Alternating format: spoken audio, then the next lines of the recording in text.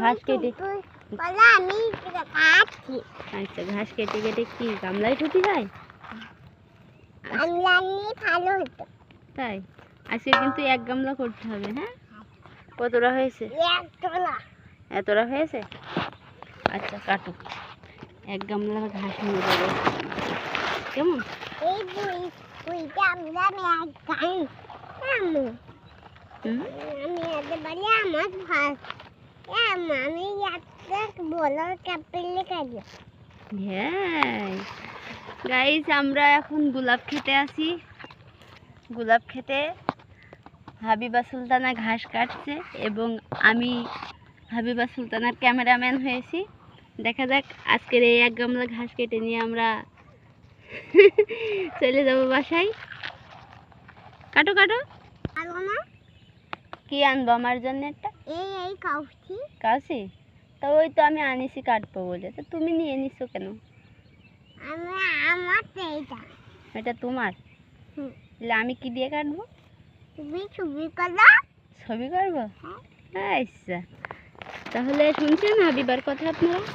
বলছি কি আমি ছবি করব এবং হাবিবা সুলতানের ঘাস কাটবো। কাটেন কাটেন। না,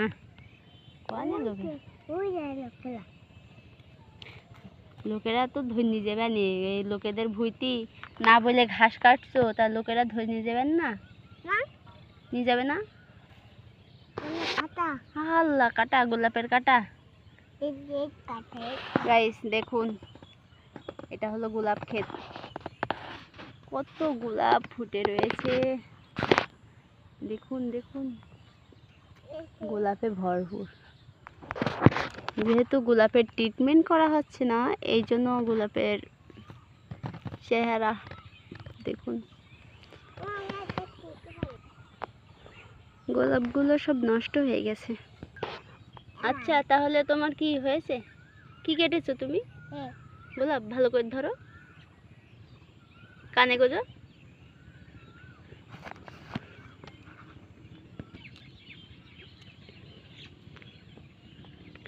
আমার মেয়ে গোলাপ নিয়ে খেলছে, দেখুন। আই লাভ ইউ আম্মু। আম্মু আই লাভ ইউ।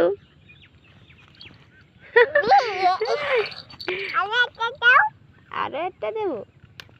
এই না, আই লাভ ইউ আম্মু। আমার হাতে কাটা ফুটে গেছে। ওই দেখো কি দিয়েছে।